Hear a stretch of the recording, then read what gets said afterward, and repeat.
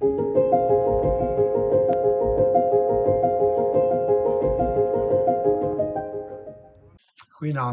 welkom by ons aandgesprekke in die Paasreeks van middernag tot donkerdag.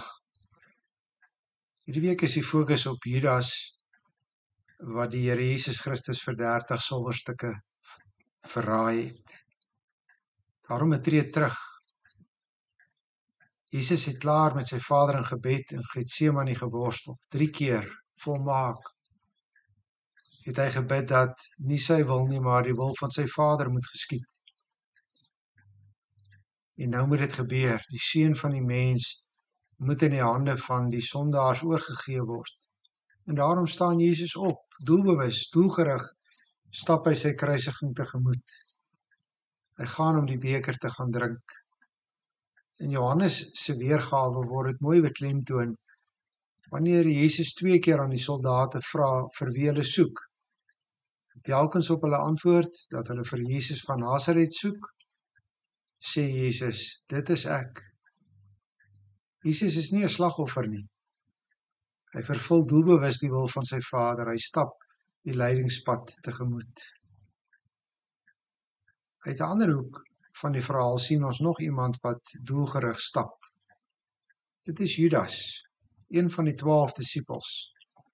Judas die seun van Simon van Iskariot, die enigste disipel uit die gebied van Judea, die Judas wat die beursie van die disippels gedraai het, die Judas wat ontsteld geraak het wanneer 'n vrou Jesus se voete met kosbare olie salf, omdat hy dit kwansuis vir die armes sou wou gee. Dit terwyl Johannes eksplisiet verklaar dat Judas nie oor die armes bekommerd was nie, maar ontsteld was omdat hy 'n dief was. Hy het die beursie gehad en het bydraes gevat. Johannes 12 vers 5. Dis die Judas wat nog 'n paar uur tevore saam met Jesus aan tafel brood gebreek het. Dis die Judas wat geweet het, Jesus sou waarskynlik na die Getsemane toe gaan om daar te gaan aanbid, omdat dit hulle gewoonte was. Dis die Judas wat gaan onderhandel het om Jesus se lewe te ruil vir 30 silwerstukke. Die Judas vir wie Jesus nooit meer as 'n rabbi, 'n leermeester was nie. Hierdie man stap doelgerig op pad na Jesus toe. Matteus 26 vers 47 lees ons, op daardie oomblik terwyl Jesus nog praat, kom Judas, een van die 12 daar aan, en saam met hom 'n groot klomp mense met swaarde en stokke. Hulle is deur die priesterhoofde en die familiehoofde van die volk gestuur. Die verraaier het met die manne 'n teken afgespreek. Hy het gesê, die een wat ek soen, dit is hy, gryp hom. Hy het reguit na Jesus toe gegaan en gesê, goeiemôre rabbi, en hom gesoen. Maar Jesus sê vir hom, vriend, doen wat jy gekom het om te doen. Toe het hulle kom hulle vorentoe, gryp hom en neem hom gevange. Judas verraai vir Jesus met 'n soen.